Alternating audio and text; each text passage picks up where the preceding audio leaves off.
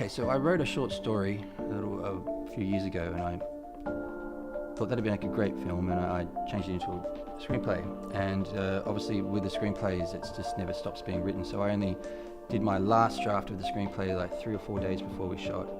So you're constantly revising that process, constantly tuning that script, you know, and obviously it gets better and better and better and better, and you get advice from people, you ask lots of people for feedback. But the process has been going on literally of pre-production for 5 months. So 5 months of pre-production, meetings and that sort of thing, and obviously planning, getting funding, working out all of the different ends and ends with the production design and getting people on board the project, and assigning jobs to people, and then making sure that they're bringing their assets in as they need them. So that took about 5 months, and then so the last 3 days has been the shoot. So we shot in 3 days, and that'll probably give us I don't know, maybe about a 12 to 13 minute film.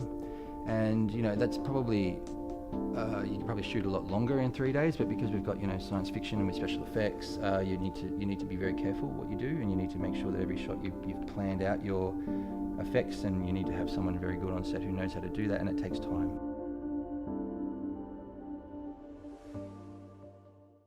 And you know, film school is such a scary scary place, because it's such a hard industry to make it, you know, and you've got to do, it's so fickle that you know, you can put all this effort in and get no result.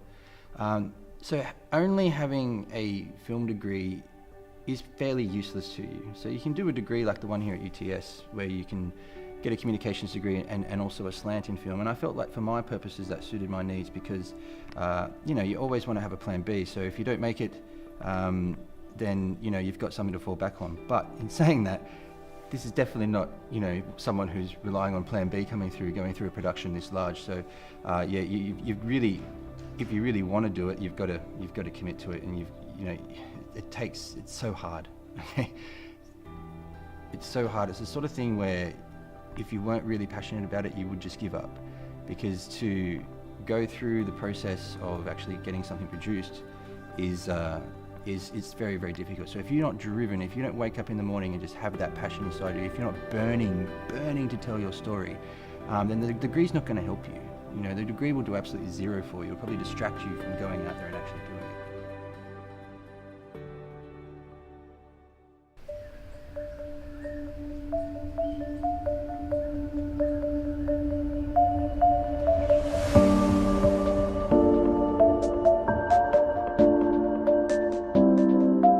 I'm very interested in Irish films. I'm very interested in telling Irish stories, and I'm very interested in helping people express themselves. So I've got a big interest in community arts, and working with communities to hear what they've got to say.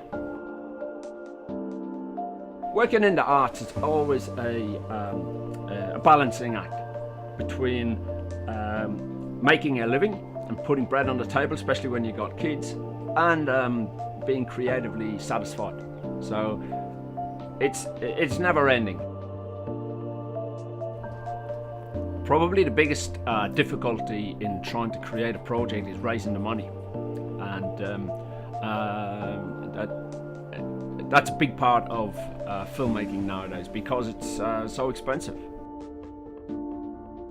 Filmmaking is a very difficult industry to get into. It's very competitive. A lot of people want to get into the film industry. So quite often when one finishes at university, the jobs that you get are very low paying, or you may have to do internships and actually work for nothing for a while. Yeah, the advice I'd give to aspiring filmmakers is to just keep working wherever you can, and like, especially at university, building your networks and making contacts so that you can give favors and ask favors. Yeah, do a little bit of interning, but not more than 6 months, and yeah.